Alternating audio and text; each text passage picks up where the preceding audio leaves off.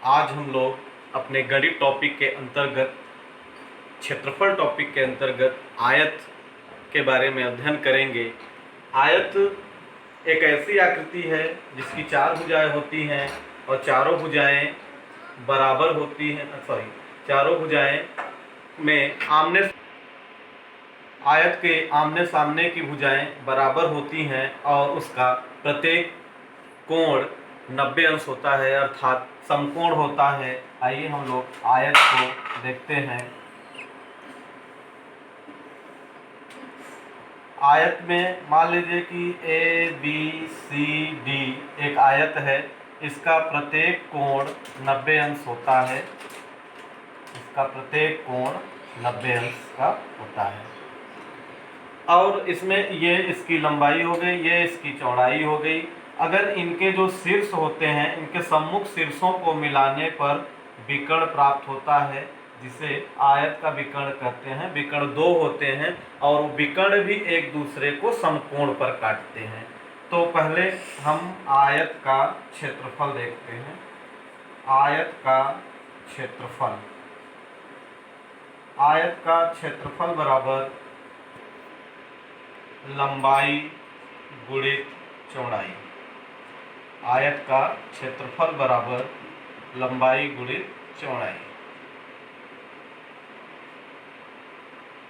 आयत का परिमाप, आयत का परिमाप 2 कोष्ठक में लंबाई धन चौड़ाई। ये दो महत्वपूर्ण फार्मूले हैं जिसकी सहायता से किसी भी आयत का क्षेत्रफल और परिमाप ज्ञात किया जाता है। और एक तीसरा इसका फार्मूला होता है आयत का विकर्ण। आयत का विकर्ण, विकर्ण जो होता है वो ये होता है। अगर यहाँ पे 90 अंश देखा जाए तो ये इसकी चौड़ाई मान ली जाए और ये लंबाई है। तो पाइथागोरस प्रमेय से ये जो हिस्सा BD निकलेगा वो उसका विकर्ण होगा। तो विकर्ण जो होता है वो लंबाई का स्क्वायर या वर्ग धन चौड़ाई का स्क्वायर। इस तरीके से ये तीन फार्मूला आयत के लिए बहुत ही महत्वपूर्ण फार्मूला है। इनकी सहायता से हम आयत का क्षेत्रफल और आयत का परिमाप ज्ञात करते हैं। एक क्वेश्चन हम लोग देखते हैं। क्वेश्चन मान लीजिए कि एक आयत है जिसकी लंबाई या आयताकार कह सकते हैं, पार्क है जिसकी लंबाई 20 मीटर है और चौड़ाई 40 मीटर है। तो इस आयत का परिमाप और क्षेत्रफल ज्ञात कीजिए। तो आयत का परिमाप अगर हम देखें या आयत का क्षेत्रफल देखें पहले, तो आयत का क्षेत्रफल बराबर लंबाई गुणित चौड़ाई। लंबाई हमारा यहाँ पे 20 मीटर दिया हुआ है और चौड़ाई 40 मीटर दिया हुआ है। इस प्रकार इन दोनों का गुणा कर देंगे तो 800 वर्ग मीटर, 800 वर्ग मीटर आयत का क्षेत्रफल मिल जाएगा। इस तरीके से ये हमको इसका क्षेत्रफल प्राप्त हुआ। अगर एक पॉइंट और देख ले, यहाँ पर आयत का परिमाप पूछा गया है, दूसरा पॉइंट।